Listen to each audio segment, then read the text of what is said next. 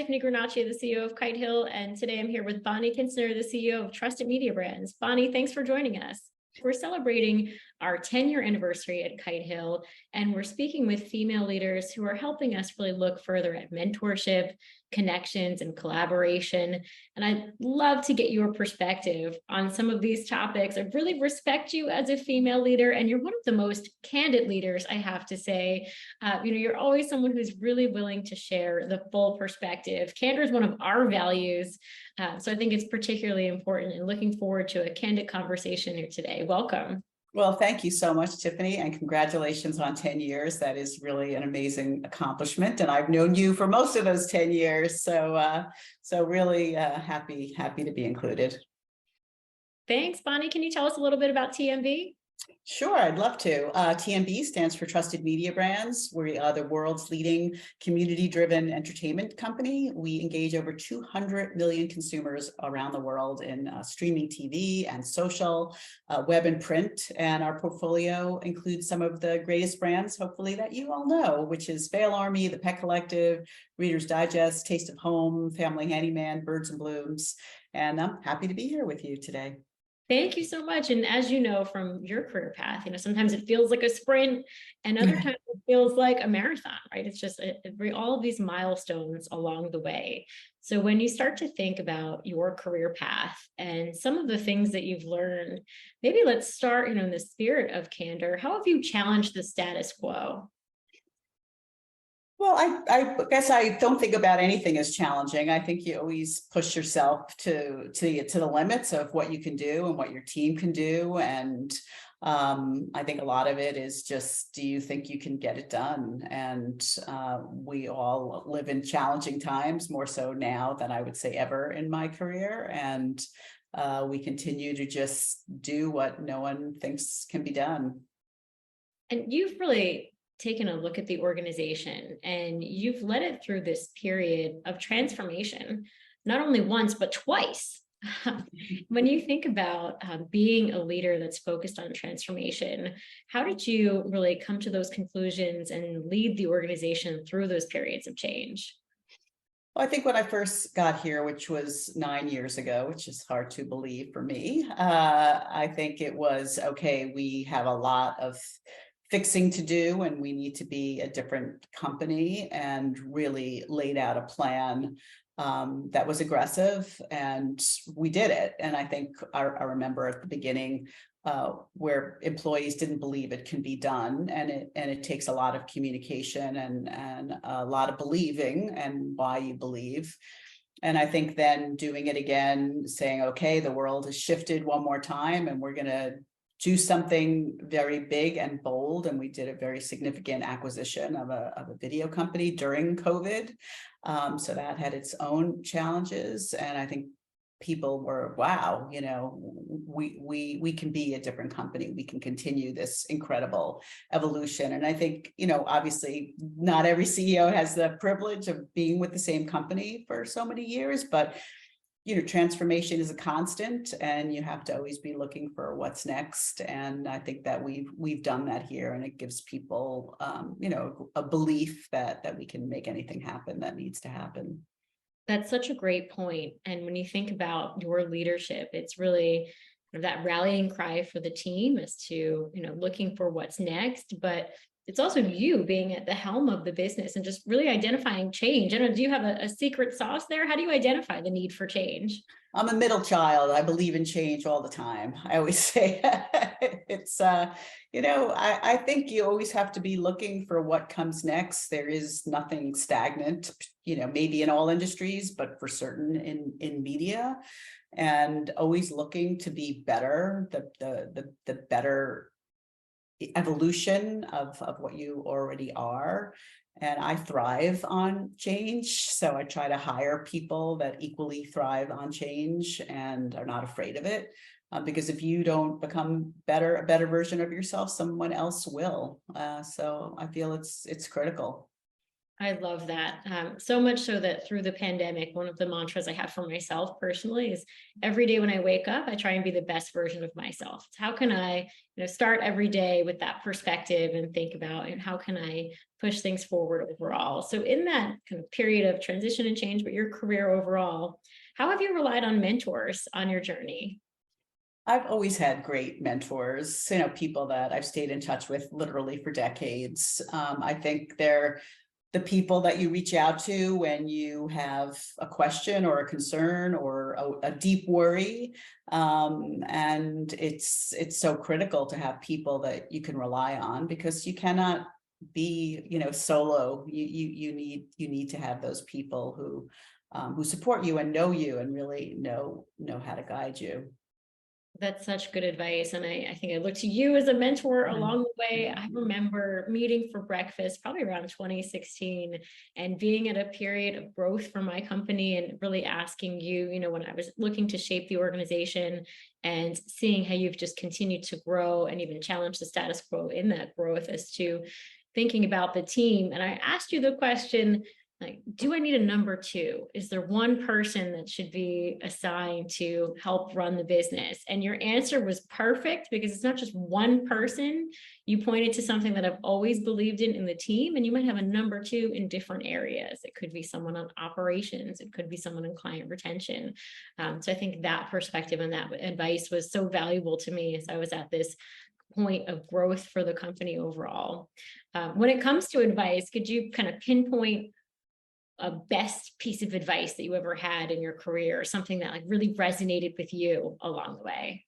It's kind of like, or your team is like an orchestra, right? And so you have the strings and you have the percussives, and one cannot be the other. And I think that always, your role is as a conductor. But I think the best piece of advice, which does somewhat relate to it, but from a different mentor, was that your goal is not to make everybody better at everything. Your goal is to find out what each of the people are who works for you, what their real strength is, and lean into it. And let them also be the best version of themselves, because sometimes you want someone to be a great operator and a great strategist and a great manager. And, people like us, we each have our own strengths too. But when you find out what your team members' magic, ability is, and let them really be the best version of that, you do get some great work out of that. And if you can couple that with the orchestra, then you're really having some really beautiful output, I would say. I love that. Think about, if you want to be a great leader, be the conductor of the orchestra. Lean into who each person is. Let them be an individual. Let them be the best version of themselves, and you'll make beautiful music, right? As a part of that team. That's the transformation. That's the melody I hear.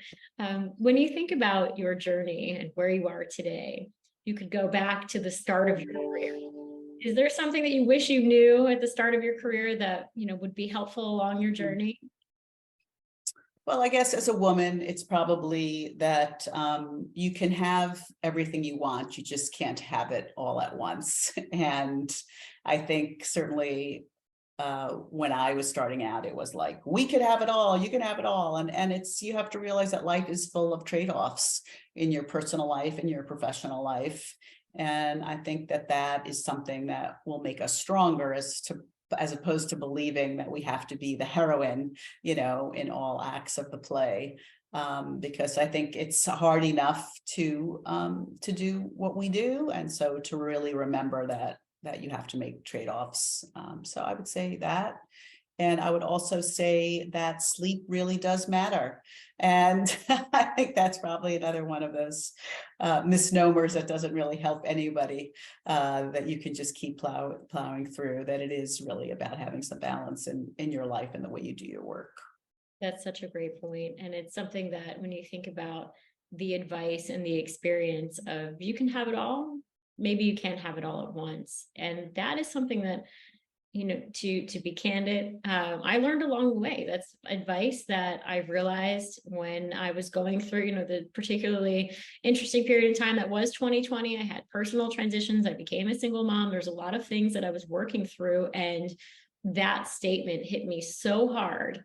But what also made me realize is that going through that transition also gave me the perspective that I had now, which is to wake up every day and be the best version of myself, to embrace who I am, to be grateful for what I have, and to continue on that journey of leading with empathy, which I think when you go through those personal and professional transitions, you become an even better leader, and women are so well equipped to be I at the. love that. I think that's well said, Tiffany. Really, really well said. It's all about the journey that we've had together. When you think about that, I mean, it's also learning from each other, right? And seeing others that have gone through similar transitions. Do you think there's advice maybe you got along the way? And we talk about learning from others, maybe there's something you should not have listened to, or advice that you hear a lot for other women that maybe you want to challenge a little bit. Um, I think I can't think so much of advice that was general, but I can think of advice that was specific that I did not listen to, and I'm always so grateful. There was a time in my life that I was offered a job that I just didn't want to take. It didn't feel right. And I remember, asking people for advice, and they were like, oh, yeah, you could do it. If it doesn't work out, it doesn't matter. And I didn't take it. And I'm always so grateful that I listened to myself, because I think sometimes people want you to do things that, you know yourself best, and don't do things that don't resonate with your own personal values or goals. So I do always remember that the power of saying no is really a very powerful option. Right. And to be yourself, to know who you are and to follow that path. Are you the conductor? Do you want to be a part of the orchestra and play an instrument and really follow your gut? I feel like I say that so much. And gut is that instinct that we have that's about knowledge over time, right? It's something that you've built up, you've developed. I say that to so many young professionals. Listen to that instinct. If something is telling you to follow in a certain way, please follow it. When you think about that gut and that instinct, is there, kind of a point in your career that you would say would be the most valuable experience that kind of helped you along the way? Oh, so many. I mean, I do feel like early in my career, I probably spent most of my time over my head. There was just so much work, and I was being pushed, beyond what I probably thought my abilities were. And that's very, very high stress, but you learn, an incredible amount. And if you're surrounded by the right people, which I think is the key about being in over your head, I think you become a great leader. I can't imagine doing that without, working with and for great people. And I think that that definitely made me who I am. I think my first role as a CEO was for a much smaller company, and that was a great experience because it allowed me to lean into the things that I hadn't done before. And the fact that it was a much smaller business allowed me to focus on that areas of growth, because being the number one versus being the number two is quite different. And that was really great. And I look at all of that to have made me ready for this job and these set of challenges. Yeah. And now that you've kind of reached where you are in being a CEO, and if you're speaking to other CEOs, what advice would you give them to send the elevator back down to other aspiring professionals? I think to really think about what needs to be done and to be really brutally honest with yourself. One of the things I've gotten great feedback, I just recently got great feedback from one of my board members, was that I will make the tough changes, and that you really have to do that. You are responsible for the team. You are responsible for the results all the time. And that means to really think back regularly and reflect on what is and isn't working, and make the needed changes. So I think just for everyone to remember that that's your job. It's probably the hardest part of your job. That's a great point, Bonnie. And that's something that I've seen you do time and time again, is to look at how do we really need to think about the hard decisions? How do we think about the right changes that we need to make for the business overall. And that's a part of transformational leadership. It's almost been a double whammy where the industry has been undergoing so many changes, and then the world has changed around us. When we think about all the ways that you've driven the business to success, there's more change on the horizon. In fact, what do you think is the biggest disruptor that's on the horizon right now? Oh, definitely AI, for sure, will be major shift for us. I think AI is something that's come up in so many conversations. And for some leaders, I see them embracing changes on the horizon, and others, it's kind of being met with fear as to what's next. What's your perspective? Just double clicking into that. Where's the opportunity for AI in your business? Sure. I think that there are a lot of amazing positive opportunities, and I think fear is very healthy. So let me say I am on both sides of the aisle. The opportunities are really very exciting in terms of the tools that it's going to give you for consumer engagement. So we're very excited about that. We think that we call it inspired content, inspiration. We're not going to let AI write our content, but to inspire us with different thoughts and provocative ways of approaching things that our consumers might want. So we think in the end, what it will allow us is to create so much more content. But again, it will always be written, even if the idea is not conceived by a human, it will always be written by a human. So we are very excited about that. On the fear side is obviously about how search will use our content. They scrape our content and use it for their own purposes. And I think that is not fair, but I also, I was talking with somebody yesterday in the industry. How will they really give us attribution? So I think that's very unclear how that will work on the search front. But everyone is really attacking it in a positive way and making sure that we have the right conversation. So I am very excited about what it can do, but definitely fearful and watchful, if you will, about what the search engines are going to do with it. Yeah, that's such a good point to kind of think about what are the opportunities, and then what are the things to have for caution. And when it comes to that decision of what's next for the industry overall, I get a lot of questions that relate back to, we're seeing so many new technologies, we see AI on the horizon. What does that mean for someone who's shaping their career and what they should study now? I know oftentimes I recommend in my line of work that PR professionals certainly nail the basics when it comes to writing and media relations and client relationship management. But the fourth kind of secret one is really business acumen. Really understanding a business will make you better at communications. So if someone was to ask you that same question, what should I be looking at when it comes to my career development and studying, what would your answer be? Well, I would say, marrying that with your comments about tech and AI, I read a recent quote that was, your job will not be replaced by AI. Your job will be replaced by someone using AI. And I think that can be used for any tech. And I think that that's important. You need to lean in to what's happening, and you need to always be a learner. I mean, when I think of the people that have impressed me the most in my career, it's the people who never stop learning.